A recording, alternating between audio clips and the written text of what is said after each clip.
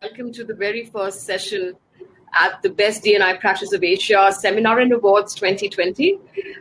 For those who are joining late, I'm Dr. Sujaya Banerjee. I'm the founder of the Learning and OT Roundtable and the Women Leadership Forum of Asia, besides being the CEO of Capstone People Consulting. It is an absolute privilege to be able to anchor this very first session with literally icons from the industry and people who are really at the vanguard of being able to drive India Inc. Into workplaces of the future. And clearly at the vanguard of being able to do some very incredible work in the space of diversity and inclusion. So here I'm going to ask you all to keep your notepads and your pens handy because, if I were you, I would record a lot of the utterances that you're going to get through this session. It is a privilege to be able to introduce our speakers. Sudhit, can you have get our screen going? So this is what our session's called, India Inc. and the D&I Agenda, Voices from the Gemba. This is featuring CHROs and D&I heads from leading organizations, and I think this is going to be a treat. Move forward. My privilege to be able to introduce very quickly the speakers at this roundtable, at this session today. Ritu Anand does not require an introduction. She has been a veteran HR, professional for many years, has been a mentor to many of us within the industry, and is the Chief Leadership and Diversity Officer at Tata Consulting Services. So thanks, Ritu, for joining us in today. Move forward.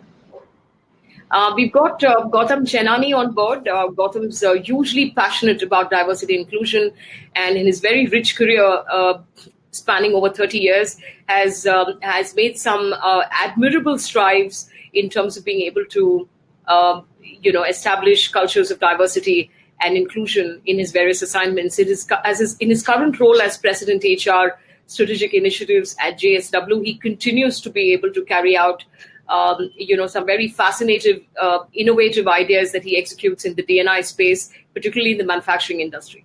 Move forward. Aman Lal, is the Chief People Officer at KFC Yum Brands, and I cannot begin telling you what an amazing discovery Aman really has been with his incredible background and a remarkable career in human resources. But in everything fascinating that he does in his current assignment, where he has a solid body of work in the D&I space on the ground, and I think it's going to hold our audiences in good stead to be able to learn from him. So thank you ever so much, Aman, for agreeing to be able to be part of this conversation today. Move forward. We've got Jyoti Menon from UBS.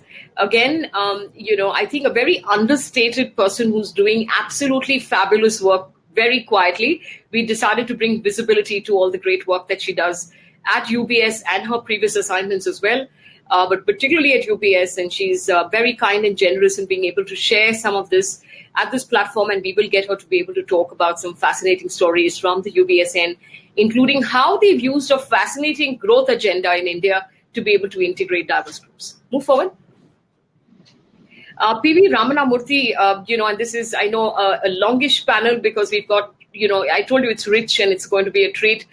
So we've got lots in the spread, and I'm very excited to have PV in this conversation. PV has a very sexy job. He is the Executive Vice President and the Global Head of HR at the Taj Hotels. And Taj has been in the news for some of the fascinating work that they've been doing. And we'll get to hear this directly from PV today. Move forward. P. Dwarkanath is an institution by himself. He has a very rich body of work, over 4 decades in HR. And we're very excited to be able to have Dwarka on board as well. And, I'm hoping that we'll be able to pick up some conversations. He's from the healthcare industry, and be interesting to be able to hear from them on their fascinating initiatives around diversity and inclusion. Move forward. Sunita Cherian, Senior Vice President, Human Resources at Wipro. She's also the chair of Wipro's Inclusion and Diversity Council. And, when we asked around to be able to say, who should we have on board in the CHRO roundtable, who's doing fascinating work in the space, and we had so many people point us in the direction of Sunita. So we're really fortunate to be able to have her on board and the opportunity to learn from her and from Wipro's various D&I interventions today. Move forward. So I think we don't have Savneet here. So I'm just going to call out, I think there was a confusion. Yeah, I am here, Sujata. I know you're there. Sujaya. Yeah, so I do know you're there. I'm just saying we didn't get your slide up. So I'm just going to try to you myself. I think there's a confusion of whether you're joining this session or the next one, because I must say that Savneet's presence here is extremely important. Dell Technologies have swept our D&I awards this year. And, we thought this of the Gemba were incomplete without having a representation from Dell. So thank you, Savneet, for joining us. Savneet's part of the first 12 women who ever joined the Air Force and the Armed Forces. So, she's been featured on various magazines and, in various stories in the media for the fascinating work she does inspiring women. And the work that she's been doing at Dell in the space of diversity and inclusion. I would presume very significant credit to Savneet and the team for everything that will unfold today when we try and call out some of the best practices. So we did want a winning organization at the Gemba. So thank you, Savneet, for accepting to be able to be on this today. So with that, I'm going to start with asking a couple of questions. Ritu, I want to be able to start by asking you. And I want to say that human resources is normally considered the custodian of talent within organizations. And so automatically the D&I agenda has gravitated, to the human resources people within most organizations. How do you see this in the context of your own organization? What can CHROs do, with this to be able to bring in more leadership responsibility, more leadership accountability within organizations so that it doesn't get sort of considered as another HR initiative or another HR event or agenda. And I'm saying this because a lot of you who are on this roundtable today are at another point of the evolution curve.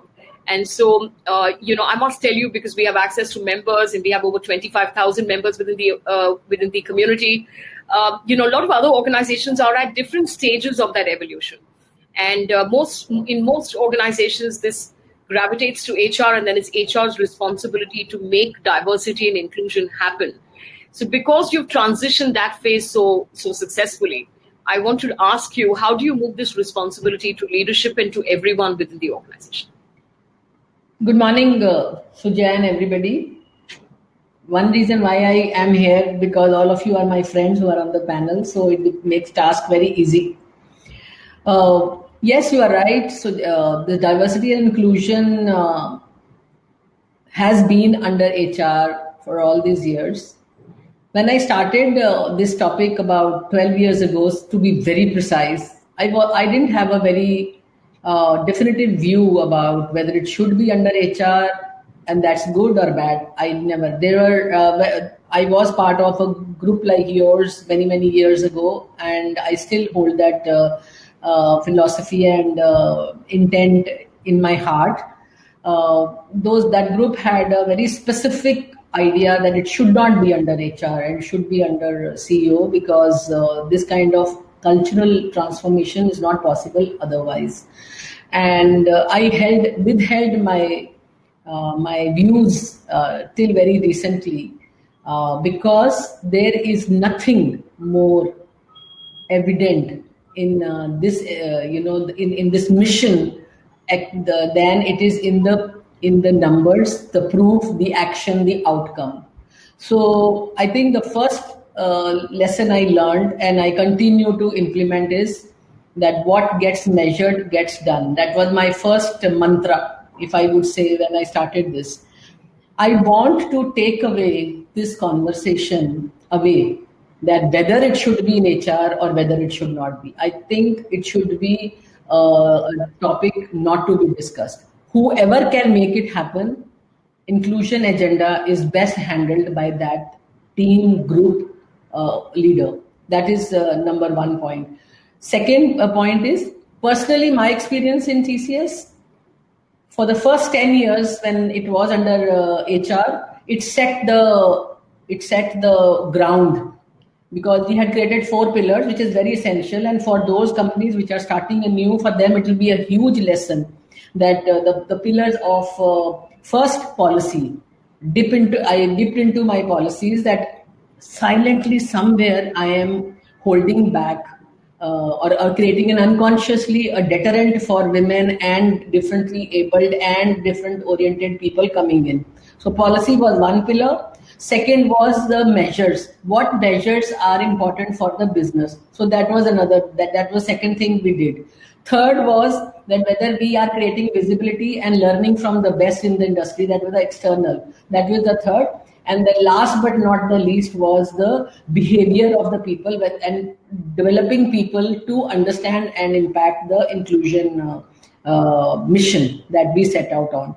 So we did it in HR. Now the transition has been very warm and very nice because business sometimes does not understand the silent messages. So actively, pushing the agenda forward has been a sweet growth. I'll pause here. Okay. All right. Great stuff. Thanks, Ritu. Thanks for being so candid and in your inimitable style, sharing your perspective on this very tricky question, because I know that this is a matter of debate within many organizations. I'm going to hand this over to Aman. And Aman, would you want to share, how can organizations actually get this agenda to be owned by all, like Ritu's indicating? You may need to unmute yourself, Aman. You may need to unmute yourself. My apologies for that. Yeah.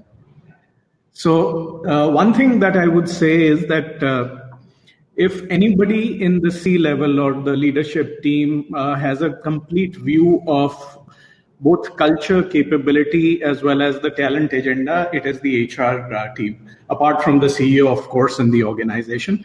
So I feel it is good to be owned by the HR team, because then HR team can make it happen, make sure that through people processes, this can be driven across the organization. That's number one. That is something that I would say. Number two that I would say is obviously it has to be co-owned with the leadership team.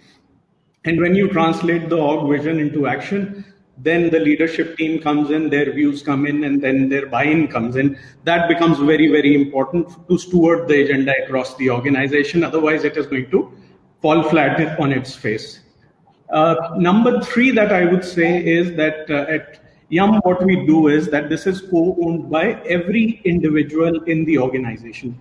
Absolutely every individual in the organization. We've got D&I goals that are owned, that have to be on the goal form of every individual in the organization.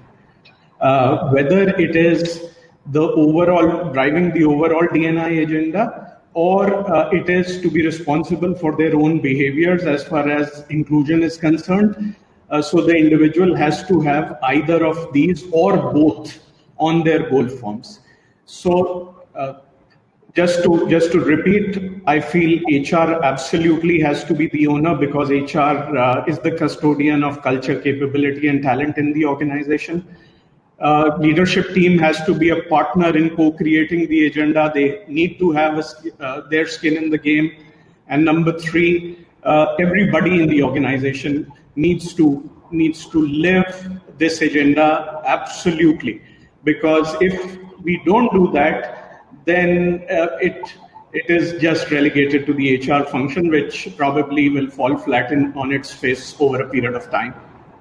Right. Thanks for that, Aman. I'm going to move to the next question, and this time I'm going to direct this to Savneet. A lot of D&I agendas appear to pay lip service. They're in the form of some form of tokenism by patronizing young women who go through some development program that does not really have any significant outcome.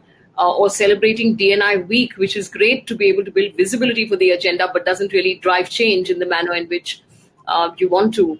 Or celebrating Women's Day, which they believe that celebrating these days is what D&I, being D&I oriented really means. How can we get organizations to be able to understand, that there is the agenda is actually to be able to drive culture change? and to move beyond tokenism. So give us, you're the winning organization today with, lots of great initiatives on the ground. I want you to be able to talk to people in the audience on how can they move beyond tokenism to really drive change. First of all, I think the fact that we are all sitting here and discussing the D&I agenda itself just says a lot.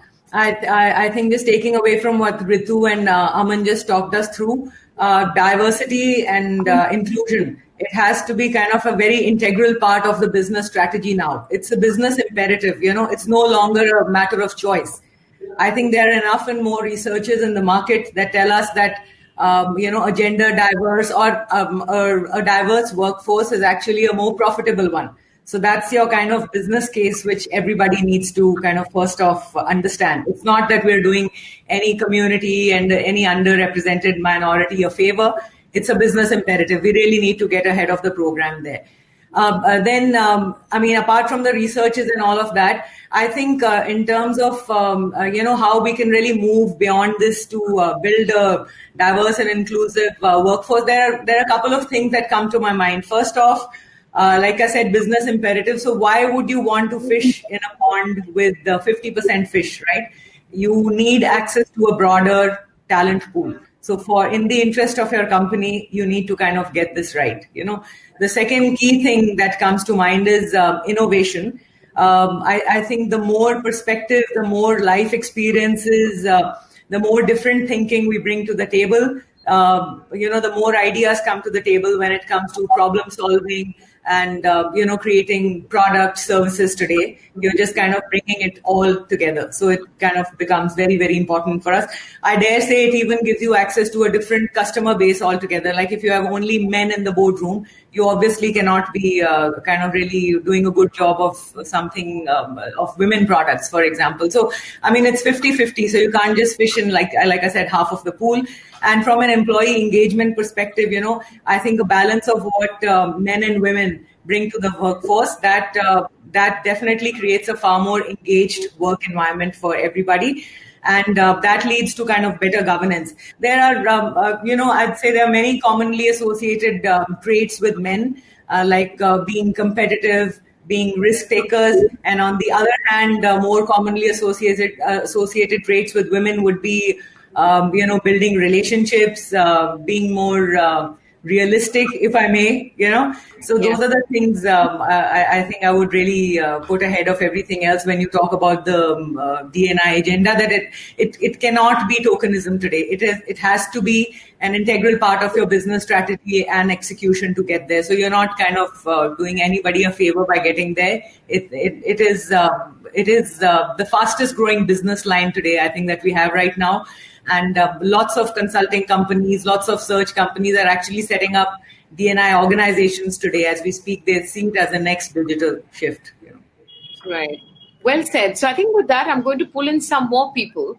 And this time around, I want to be able to get a perspective on, you're obviously well poised. Many of you work for multinational companies. A lot of these agendas have been driven through the headquarters. And so there is a lot of inspiration on how it works and how to get this done.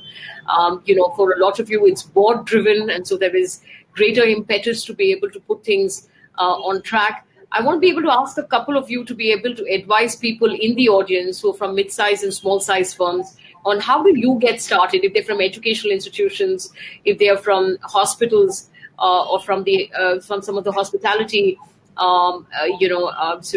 organizations which are mid-size. Would you like to be able to share with them some top 2 or 3 guru mantras on how do you get started on a D&I agenda? How do you influence key stakeholders within the organization on how it is that you'd like to initiate a D&I agenda? So give us some ideas from your toolkit on how to really get started if you don't have this mandated by your top management. I'm going to ask PVR to be able to come in if you can share a perspective, and then I'd like to ask Dwarka to also be able to chip into this with your very immense experience. So PVR, can you come in first? Sure. First of all, thank you very much, Sujoy. Thanks for having me on this panel, and my warm wishes to all the panel members and all the people who are on the call today. Thank you. See, the way I look at it, or the way we look at it at Taj, is that, it's diversity and inclusion is part of our culture. That's number one. And between diversity and inclusion, what comes first is it's inclusion. Inclusive mindset is what is needed so that there would be diversity at the workplace. That's how we look at it. And what we do is, this is part of the CEO's, the grand plan, call it Aspiration 2022 or Vision Plan. It's part of D&I is part of the CEO's plan. And also it is part of the CHRO or the people or HR strategy. And what we do is one or two things here. One is that, how diverse are we at the board level? At the leadership level, are we really diverse enough is one question. And second is at the executive committee level, at the senior level, are we diverse enough is the second question that we ask ourselves. And when I say that, how do we set this culture? If I say that diversity and inclusion is a culture, how do we bring in this culture? I do believe that in terms of education and orientation, HR needs to take that lead to bring in this kind of a culture into the organization, whether it is involving the top leadership, including the CEO of the organization, and making it part of the vision document or the aspiration document. HR needs to take a lead. And at Taj, we do take that lead. And when we talk about diversity and inclusion, we don't just limit it to gender diversity. Gender diversity is a big one, but at the same time, we need to have all forms of diversity at the workplace. So this is where, are we listening to diverse set of people in the organization? When we have various meetings, meetings are common in any organization. Are we listening to the people of all ages, both genders? And similarly, people from various functions and people who have got diverse perspectives. We get them together so that, there is a sort of a culture which is put in place. And one last thing, what we do is, like Ritu has said, that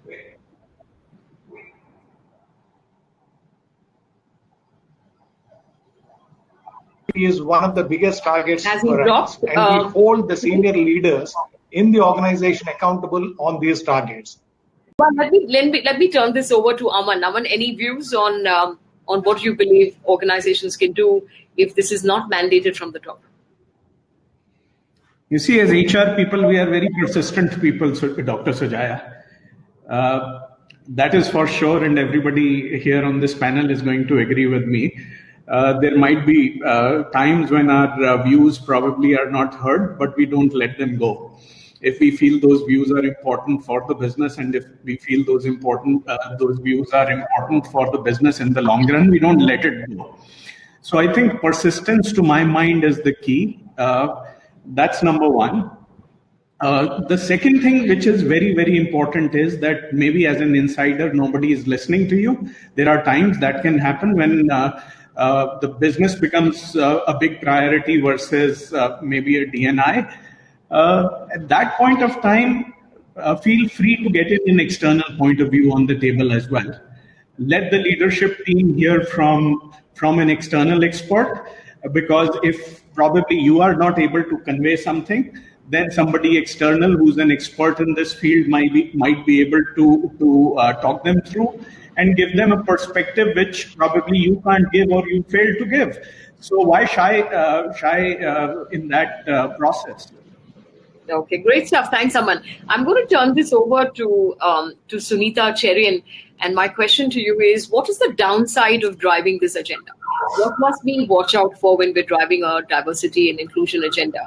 A line manager once pointed out to me in a conversation that it was great to integrate diverse groups from a moral justice viewpoint. But how can one guard against the soft bigotry of low expectations when you deal with certain diverse groups? I thought it took a lot of courage for someone to ask this question, which is, how do you deal with the soft bigotry of low expectations when you hire someone from a diverse group? I wanted you to be able to respond to this. Thanks, Sujaya, and thanks for having me here. I think it's a brilliant question because, and that's what happens when you focus on diversity more than inclusion.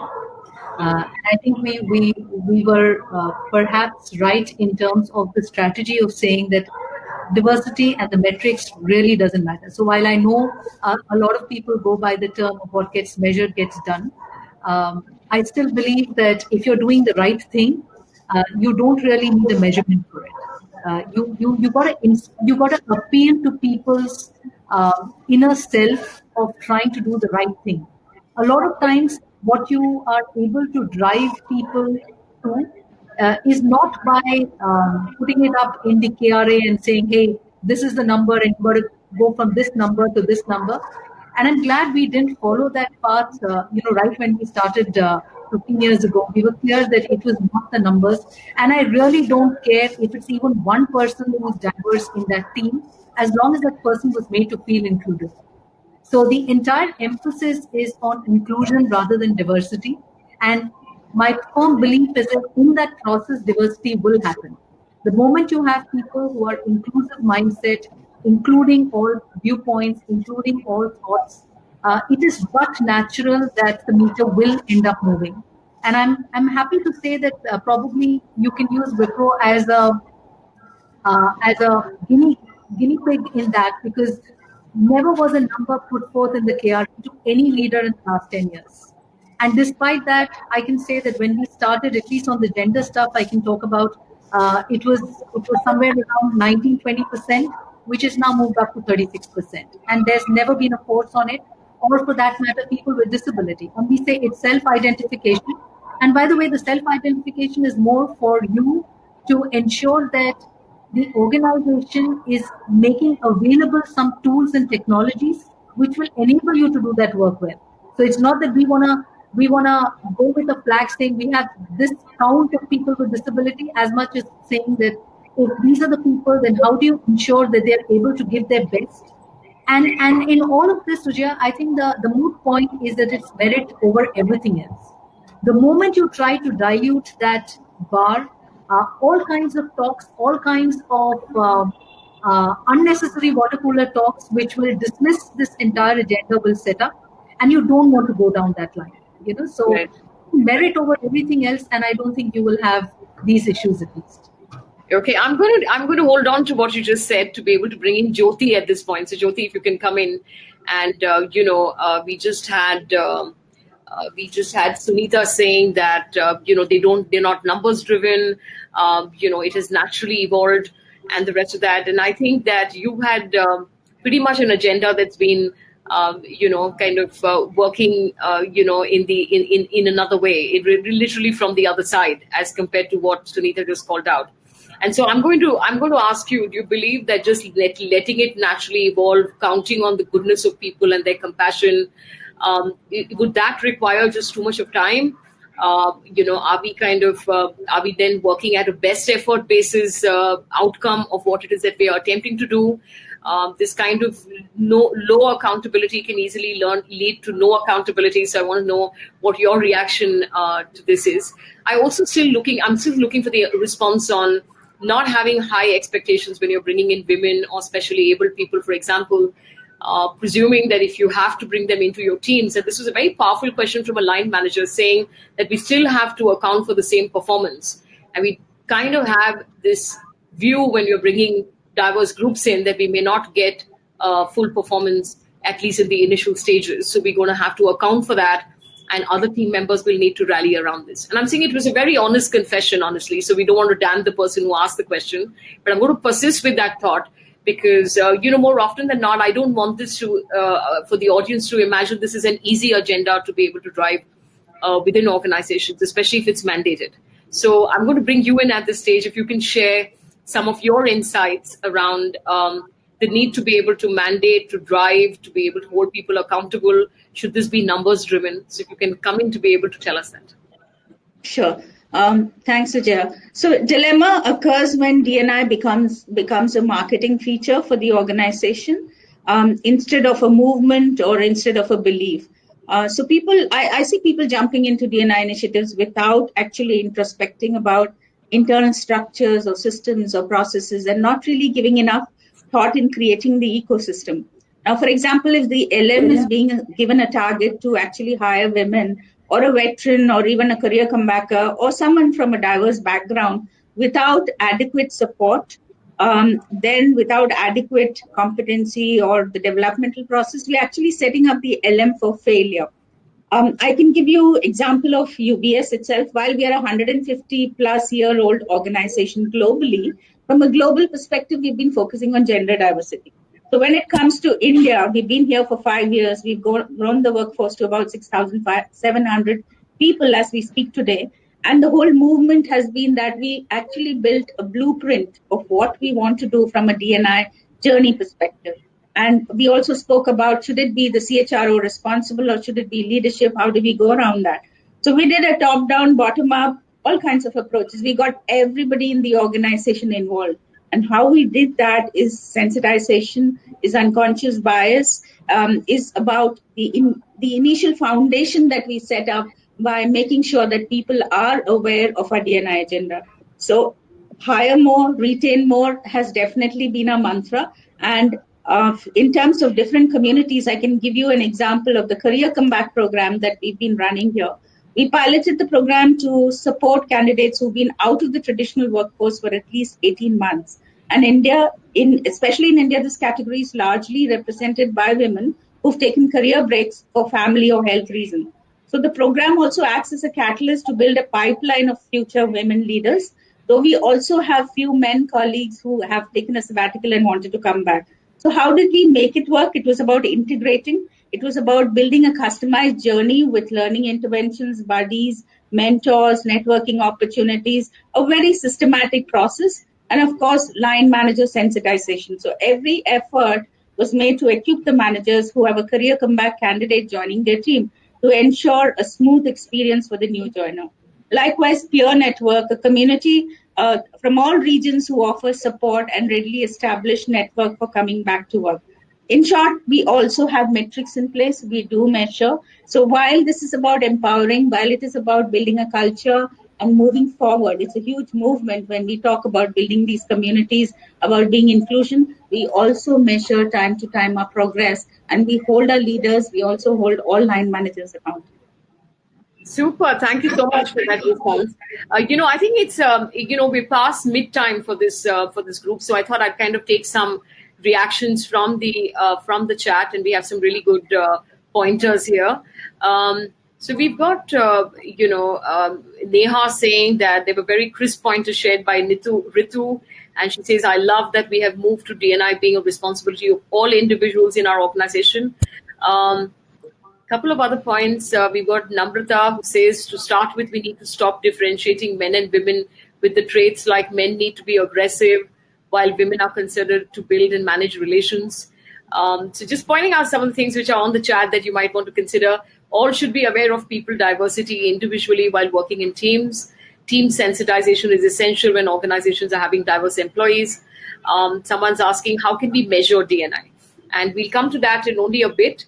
But meanwhile, I wanted to be able to bring in some of the others who we have not heard yet.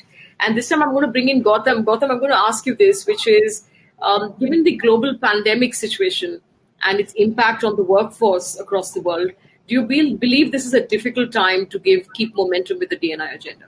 I mean, there have been job losses. Yeah, where do we now create space to be able to bring in sort of diverse groups? And I'm asking it the way a lot of people ask it. This is not my question, by the way. We did some research before putting these questions together. So is this a time to build the DNI agenda, or is this actually a time for us to perhaps be a little more apologetic, saying there have been job losses, so it's going to lose momentum like everything else? So your response to that? Yeah, thanks, Sujay. Thanks for having me on the program. I think if we step back before the COVID-19 situation, right, there were 5 or 6 factors that were already driving this change. The first one was there was a lot of social and cultural awareness around diversity. The second was that, ESG, as we call it, which is environment, social and governance, these norms were starting to come in. If you look at Europe and America, these have become extremely mature, and they're coming into India also in a big way. Disclosures also, and around only 40-45% of organizations in India disclose diversity, but that trend is also moving up. The other two is regulations and quotas are coming around this piece. Pay equity markets are coming in a big time. We've seen cases where, discrimination cases have come around pay and equity. And also millennials and Z demands have, kind of exploded. So even prior to COVID, I think there were a number of issues that were already coming in and driving the momentum. So I don't think the pandemonium has really become a cause to stifle or stop the whole process. But I think nevertheless, what becomes important is that if you look at India, and while we are discussing this, we are today looking at the formal sector. We have close to 475 million people in the labor pool, and 90% of them are informal. And I think where this has really hit is in the informal, setup, in the SME, the MSME, in the small and medium-sized enterprises. I think those have been significantly hit up. And while we've done a lot in terms of, in the large organizations that we all work, but there's a lot of work that still needs to be done. And I think I was speaking to somebody in the MSME sector, and he said, to me, this pandemic in some way has been a boom because a lot of women have started to come and look for jobs in the MSME sectors, especially women engineers and all, who at one point in time only made a beeline for large organizations, are now coming to us. And I see that as a big move. So my belief is that this is not the time to take the foot off the accelerator. In fact, this is the time to push for more.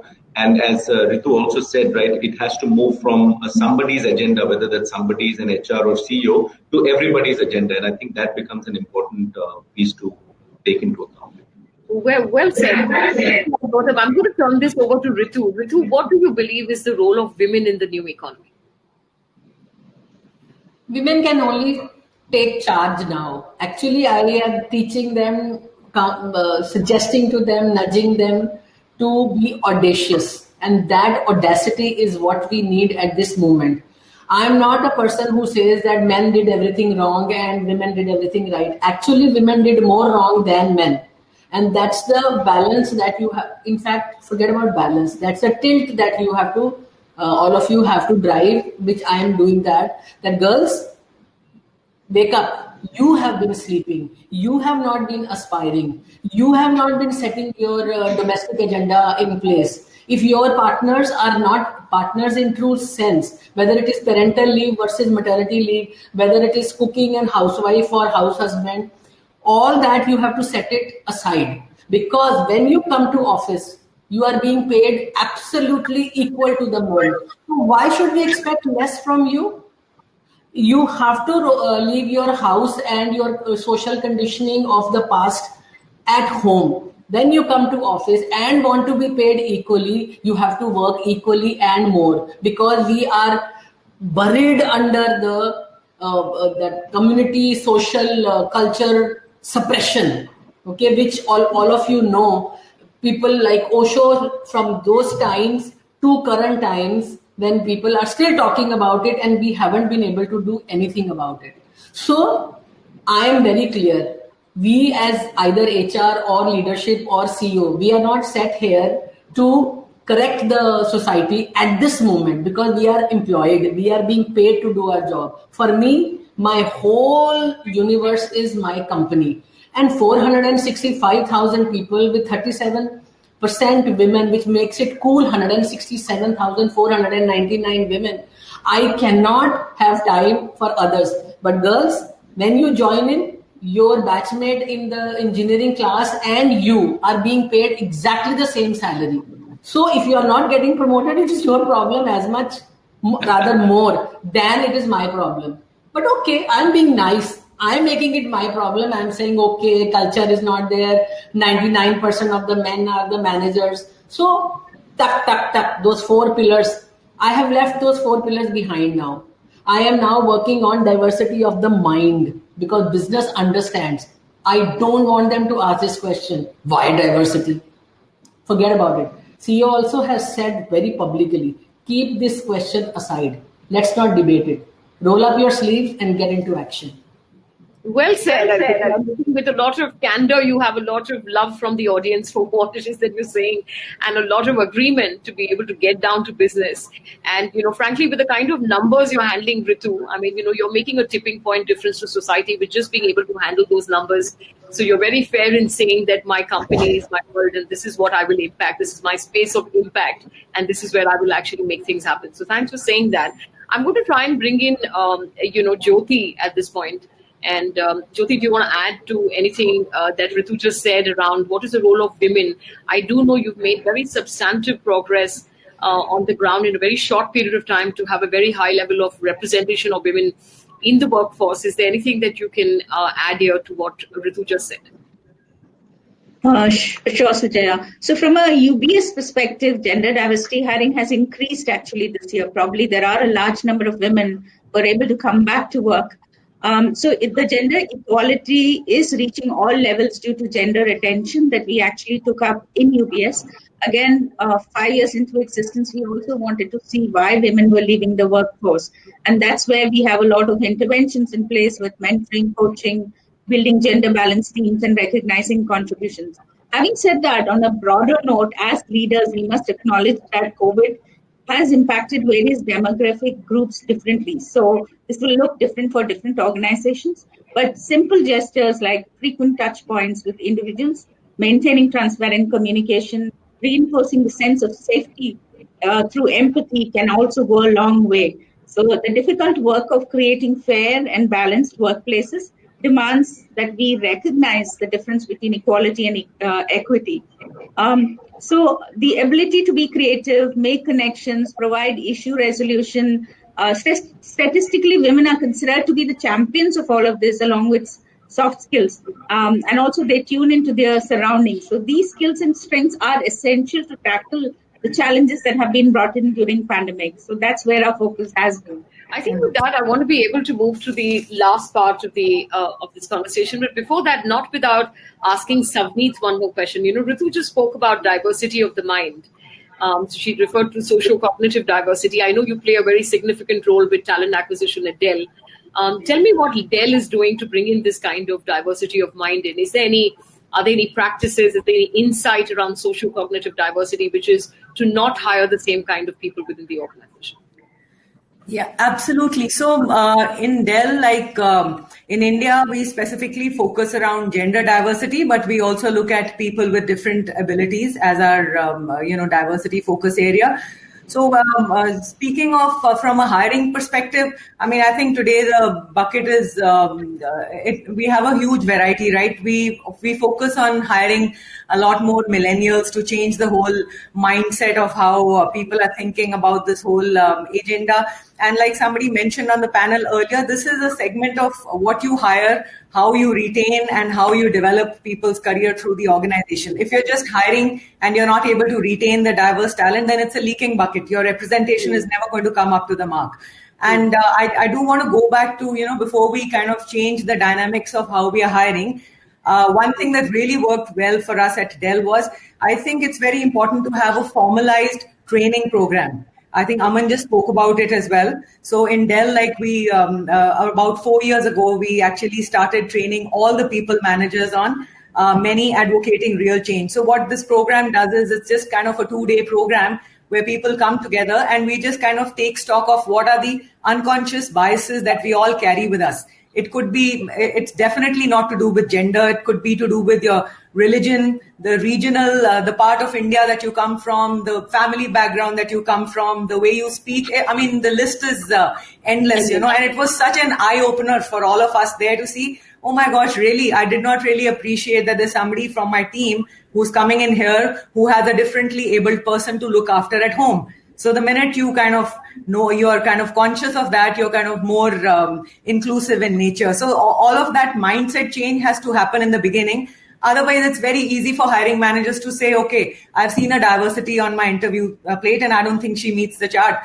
She meets the spec. So, okay, here is my top candidate and let's go ahead with that. So we really made it mandatory. In fact, at Dell now, what we do is we have mandated a checklist. I mean, in our applicant tracking system, we actually track if you had a diversity in your shortlist or not. And if you do not have a shortlist in the diversity, it has to go to none other than an SVP level for an approval to say, why did you not look at a diversity on your candidate slate? So with all of those things empowering you, like the leadership is totally bought into this agenda. We have none other than Michael Dell himself leading the Global Diversity Council. Our Chief Diversity Officer is an engineer, completely understands the importance of getting this balanced view to work. So when we go out into the market to hire, we definitely don't hear this at Dell anymore to say, okay, how many diversity do I have and how many others? It's totally the culture of meritocracy. May the best person win. And we know, like, I think Ritu made a very nice point when she said that women at college levels, when you're hiring, it is so much easier to kind of broad base your diversity there, because people in India, just from the way we are culturally, we see a lot of women joining into the workforce, but somewhere they just peter down, go through the cracks, by the time they get married or have children. Those are the gaps that we need to address. It's very easy to hire at a university level and go to maybe 60-70% diversity even.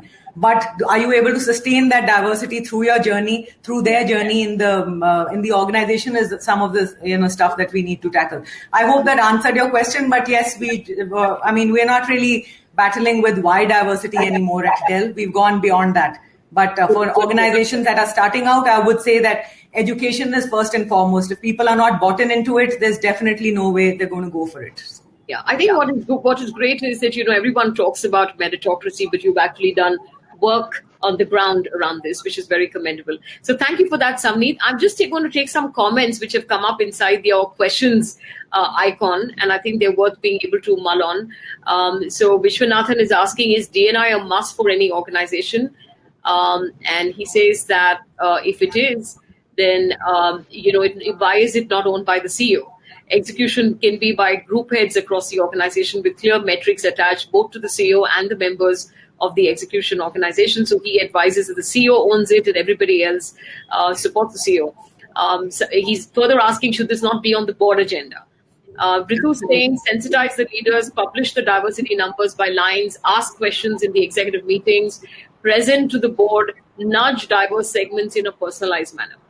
There is some more comments there. It's actually diversity of the mind that I'm going after. She spoke about it again. We've got Dr. Deepali saying that, happy to listen to your thoughts. She's saying this through PBR, and he's asking, how do academic educational institutions take a shot at D&I at this, as founding members and directors are two different functional roles? So that's another question to answer in the networking session if you'd like to. And Sapna says, I've been working on how it is essential to build on young minds, growing adolescents. Are there any thoughts? And I'm just wondering, we can take this as a quick question. We are going to exceed the session by about 5 minutes. But anyone who wants to take a go at this, how do we influence young people to have diversity of thought? So anyone who has an insight on this, I'm just wondering, Sunita, do you want to take a go at this question on how do we influence young people to be more diverse? So I think the big one, Sudhya, will be just the exposure. So like everyone's alluded to, you have a good pipeline coming in from campuses of men and women. But what happens after that is probably the social conditioning. So the big point is the exposure of getting to see more women who are actually going through the same challenges but moving through the ranks is probably a great motivator. And second, I think including the organization, I still firmly feel that the organization also has an inclusivity in terms of ensuring that bucket is not empty. So if it is a life stage issue that you will bear children, you will get married, however, the organization also has a stake in the game of stepping it up in terms of either in the form of coaches or whatever. I'm saying the support system, I believe it is equally the responsibility of the organization to not only find the ambition in them as they join in, but also to support them when they go through the different life stages.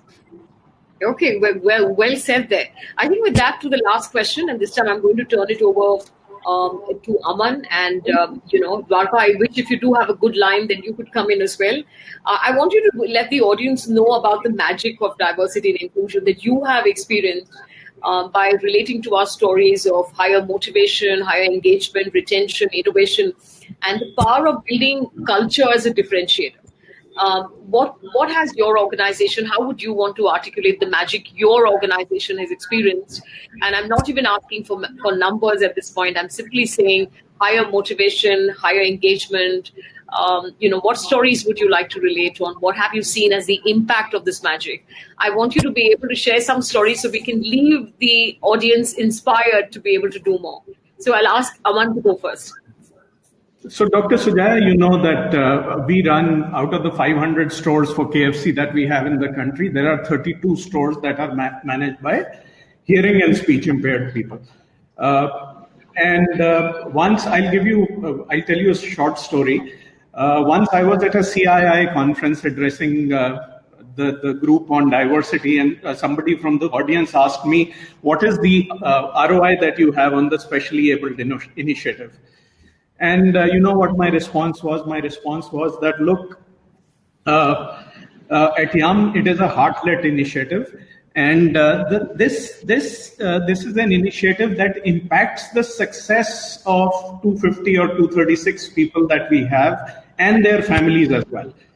You see, these are individuals who sometimes are single breadwinners in their family.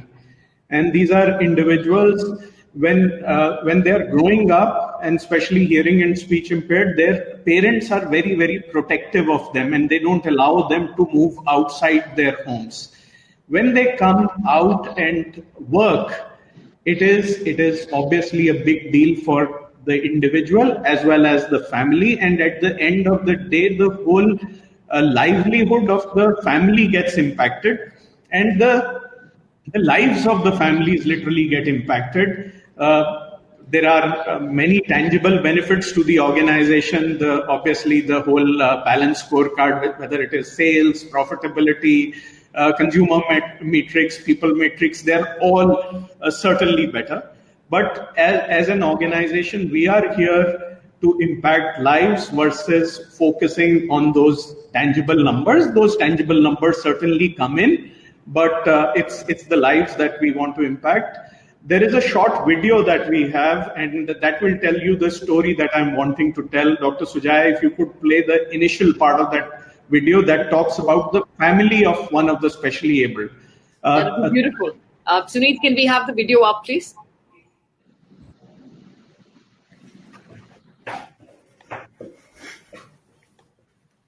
Stereotypes. How we wish they didn't exist. And neither does injury. But seldom are differently abled people seen beyond labels of victimhood and incapability. Childhood wasn't fun and games for Inderji. Doctor को दिखाया लेके तो उन्होंने बोला ये बोल नहीं पाता, सुन नहीं पाता. But now he's seen as a symbol of potential, not pity. Inderjeet has been a team member at KFC since 2019. मेरे बच्चे की बहुत अच्छी नौकरी लगी और वो अपने पैरों पे खड़ा है. छोटा भाई होकर भी मेरी पूरी फैमिली को चला रहा है अभी. मुझे गर्व फील होता है कि वो KFC के अंदर वर्दी पहनकर जाता है वो यहाँ से. उन्होंने ऐसे बच्चों को भी जॉब देकर आगे बढ़ाने के लिए काम किया है. Today, KFC India touches the lives of 236 special team members like Inderjeet across 32 special stores. 12 special shift managers lead teams of regular and special team members. The brand is nurturing their growth through industry-leading practices like YUM Academy, amongst many others. An enabling environment has fostered seamless customer experience, enhanced culture and higher retention. Our initiative has also garnered recognitions externally.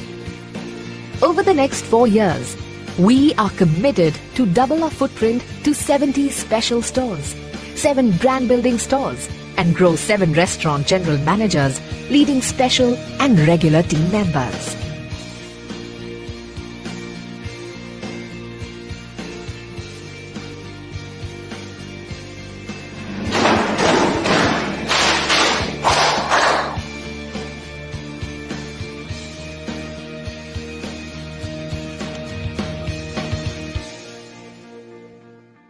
one last comment from each one of you to the audience on the occasion of the Best Diversity Inclusion Practice of Asia seminar. What would you like them to take away from you? So we start with Ritu.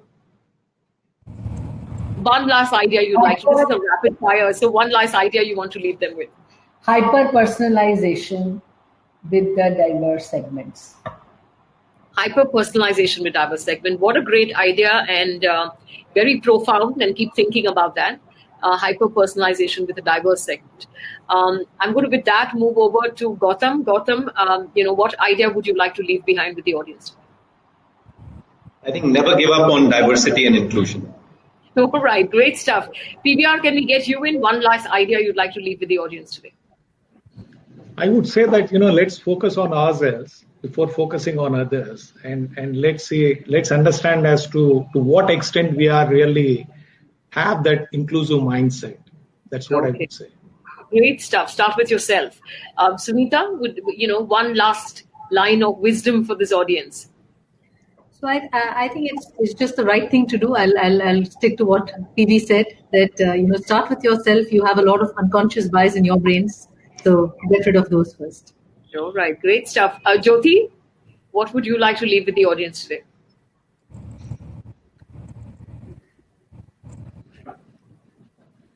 Jyoti, is Jyoti around? Okay, she may have a connectivity issue, so I'm going to ask Savneet to round this up for us today. Dwarka, because you don't have connectivity, I'm going to request you to put it on the chat for everyone. If you can help us with one idea that you'd like to share with everyone before you leave this panel today. Savneet, you'll get to have the last word on this.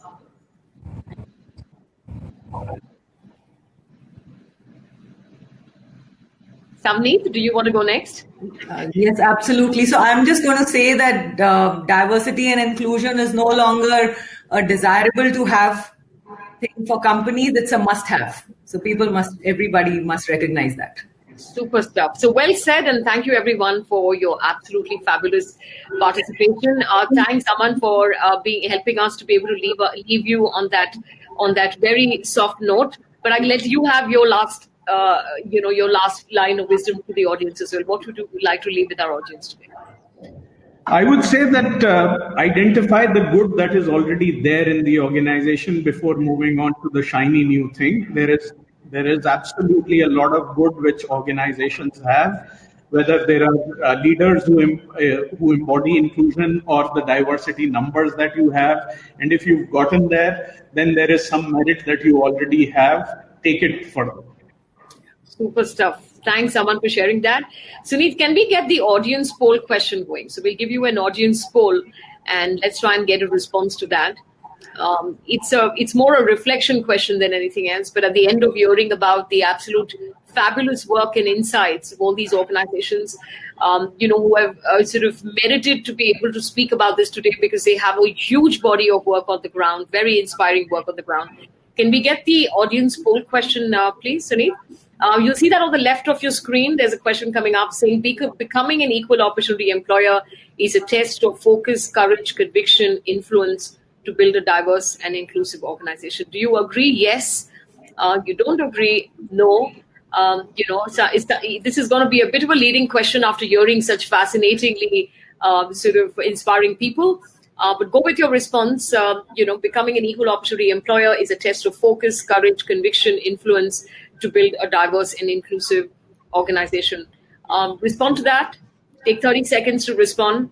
And Sunita, are you able to publish the live poll right now?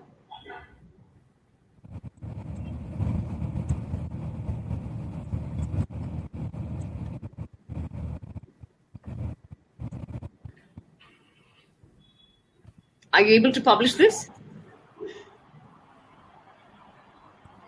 I've seen it and I've entered it also, so I don't know.